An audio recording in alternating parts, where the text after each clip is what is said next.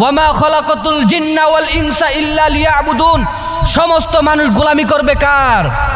সমস্ত মানুষ ইবাদত করবে কার? মুহতারাম হাজরিন, বিপদ আসবে, কিন্তু সব বিপদকে উপেক্ষা করে আল্লাহ পাক রব্বুল আলামিনের কোরআনের আইন চালু করার চেষ্টা আমাদেরকে চালিয়ে যেতে হবে। চিল্লায় বলেন ঠিক কিনা? মুহতারাম হাজরিন, আমরাও যদি আল্লাহ পাক রব্বুল আলামিনের আইন চালু করার জন্যে খাস নিয়তে সামনের দিকে অগ্রসর হতে পারি, দুনিয়ার কোন নাস্তিক বেঈমান আমাদেরকে পিছপা করতে পারবে না। চিল্লায় বলেন ঠিক কিনা? মুহতারাম হাজরিন, কথায় আছে লোভে পাপ, পাপে মৃত্যু। সুতরাং লোভ করা ভালো না। লোভ যারা করবে তাদেরকে পাপে ধরবে, আর পাপ যার মধ্যে গ্রাস করবে সে অচিরেই ধ্বংস হয়ে যাবে। সুতরাং এই লোভ থেকে আমাদেরকে দূরে থাকতে হবে। আপনি যদি কোরআনের আইন চালু করতে চান, আপনি যদি নবীজির আদর্শ বাস্তবায়ন করতে চান, দুনিয়ার কোনো নাস্তিক বেঈমান, দুনিয়ার কোনো তাগুত, দুনিয়ার কোনো রচিত আইন, দুনিয়ার কোনো কুফরি শক্তি আপনাকে বাধা প্রদান করতে পারবে না। আর নিয়তের মধ্যে যখন গড়বড় চলে আসবে, তখন আপনার সামনে বিপদ এসে যাবে। চিল্লায় বলেন ঠিক কিনা? মুহতারাম হাজরিন, আজ দুঃখ লাগে, আজ বড় কষ্ট লাগে, আজ আফসোস লাগে, যেই মানুষটা যেই স্থানে থাকার কথা সেই মানুষটা সেই স্থানে নাই। যেই মানুষটাকে যতটুকু সম্মান করার কথা সেই মানুষটাকে আমরা ততটুকু সম্মান করতে জানি না। যেইখানে যেইটাকে রাখা দরকার ওইখানে ওই জিনিসটাকে আমরা রাখতে জানি না। যার কারণে সমাজের মধ্যে অশান্তি, যার কারণে রাষ্ট্রের মধ্যে অশান্তি, যার কারণে দেশের মধ্যে শান্তি, যার কারণে বিশৃঙ্খলা সৃষ্টি হয়। চিল্লায় বলেন ঠিক কিনা?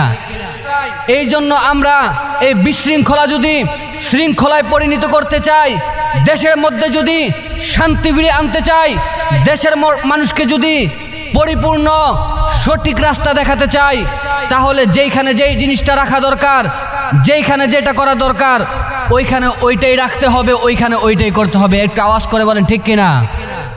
মুহতারাম হাজরিন, খুব আফসোস লাগে, খুব কষ্ট লাগে, আমরা যারা মাদ্রাসায় পড়ালেখা করেছি, আমাদের আলেম সমাজ এর ফিকির হয় এখন যে এখন আলেম হবে, হুজুর হবে, আর হুজুর হইয়া একটা ভালো একটা মসজিদে খেদমত নেবে। ঠিক কিনা?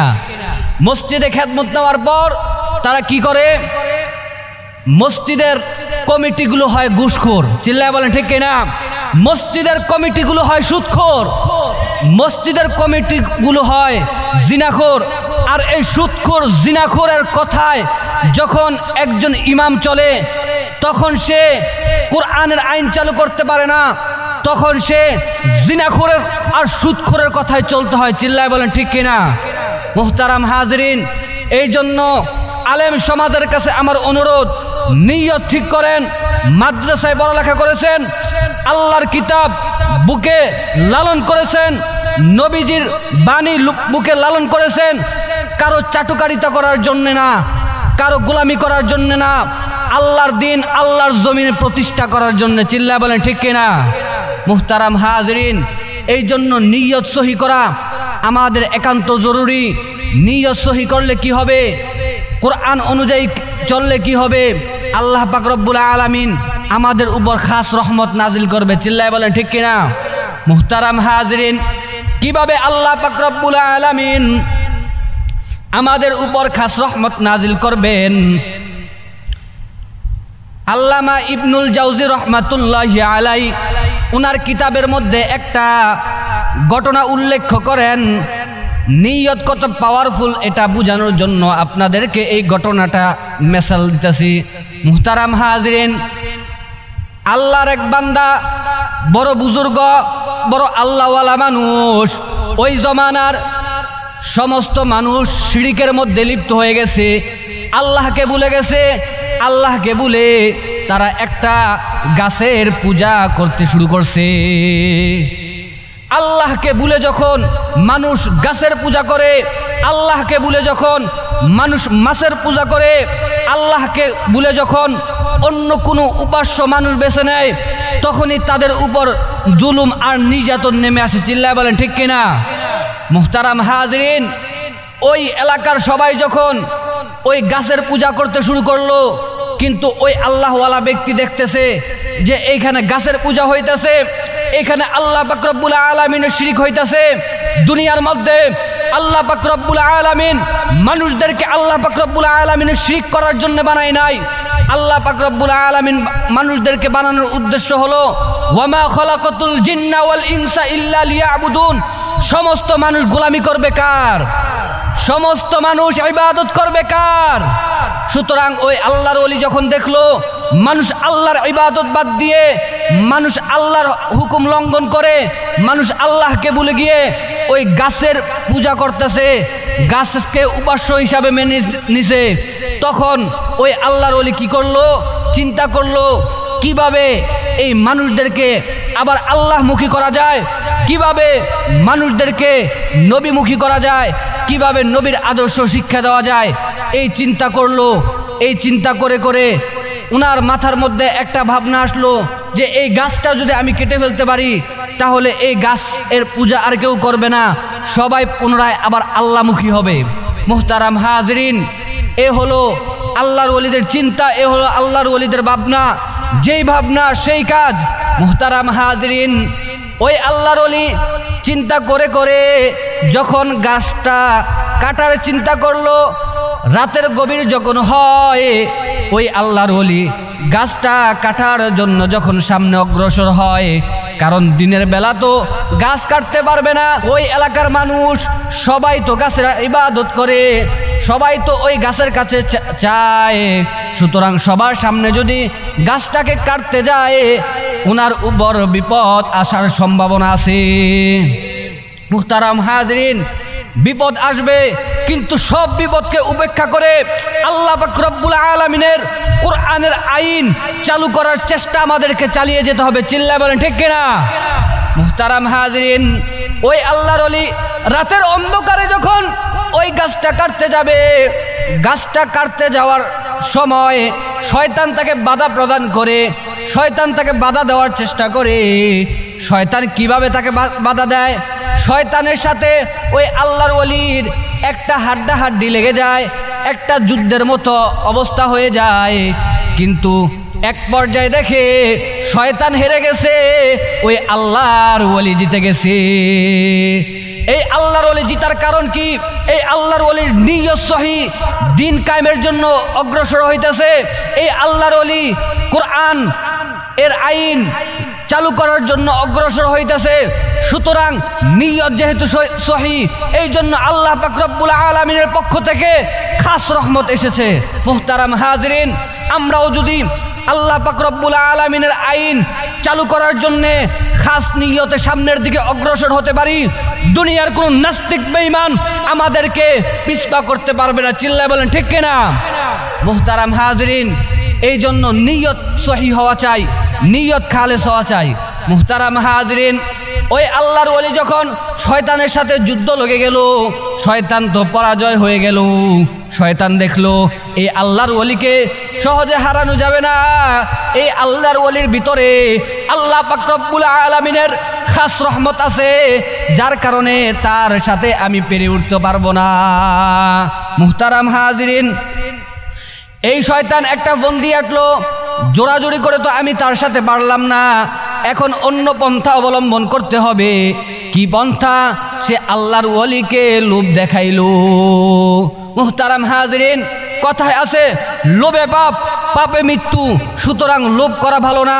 লোভ যারা করবে তাদেরকে পাপে ধরবে, আর পাপ যার মধ্যে গ্রাস করবে সে অচিরেই ধ্বংস হয়ে যাবে। সুতরাং এই লোভ থেকে আমাদেরকে দূরে থাকতে হবে। মুহতারাম হাজরিন, খুব ভালোভাবে বোঝার চেষ্টা করবেন। ওই আল্লাহর ওলিকে লোভ দেখাইলো। লোভ কিসের লোভ? ওই আল্লাহর ওলিকে বলল, ও আল্লাহর খাস বান্দা, ও আল্লাহর ওলি, তুমি তো চেষ্টা করলে এই গাছটা কাটতে পারবা, কিন্তু তারা এই গাছের পূজা করে, তারা এই গাছকে উপাস্য হিসাবে মেনে নিয়ে তারা তো আল্লাহর সাথে শিরক করেছে।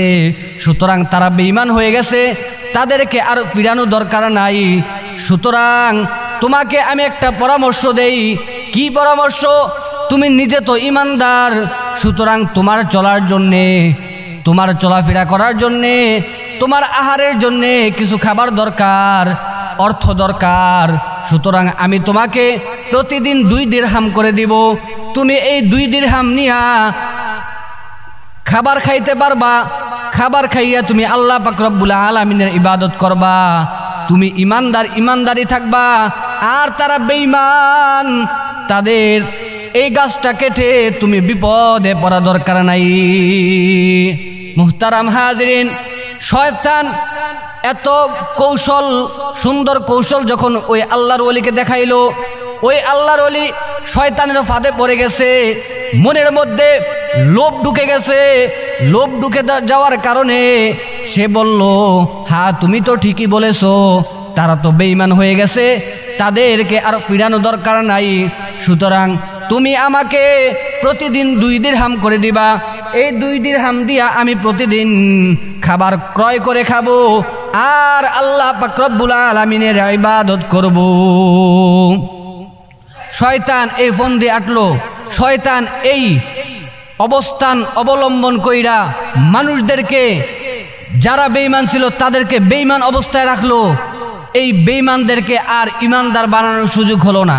মুহতারাম হাজরিন, তারপরে কি করলো? 1 দিন, 2 দিন, 3 দিন ওই শয়তান ওই আল্লাহর ওলিকে খাবার দেয়, ওই আল্লাহর ওলিকে 2 দিরহাম করে দেয়। কিন্তু একদিন হঠাৎ করে 2 দিরহাম করে দেওয়া বন্ধ হয়ে গেল। বন্ধ হয়ে যাওয়ার পর ওই আল্লাহর ওলি কি করলো? ওই আল্লাহর ওলি আবার গাছ কাটতে রওনা হয়েছে। যখন ওই গাছ কাটতে রওনা হয়েছে, রওনা হওয়ার পথে আবার শয়তান তাকে বাধা প্রদান করলো। মুহতারাম হাজিরিন, আবার যখন শয়তান তাকে বাধা প্রদান করলো, শয়তান তাকে বাধা প্রদান করার পর আবারও শয়তানের সাথে তার হাড্ডাহাড্ডি যুদ্ধ লেগে গেল। কিন্তু এক পর্যায়ে দেখা গেল শয়তান জিতে গেল আর ওই আল্লাহর ওলি হেরে গেল। আগের বার আল্লাহর ওলি জিতেছিল, শয়তান হেরেছিল।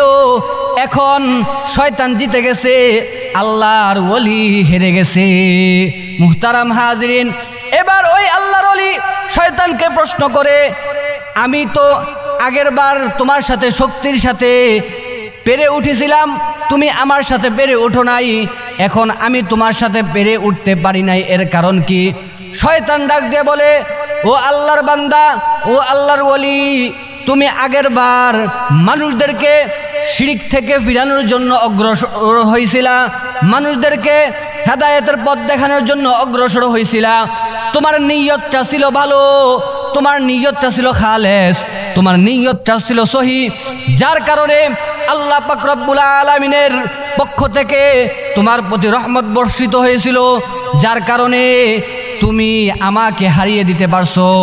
আর এখন যে তুমি গাছ কাটতে চাইতেছো দিন প্রতিষ্ঠা করার জন্য না, তুমি দুনিয়ার মধ্যে ডুবে গেছো।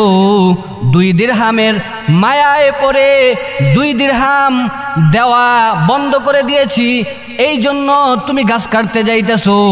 সুতরাং নিয়তটা তোমার খারাপ।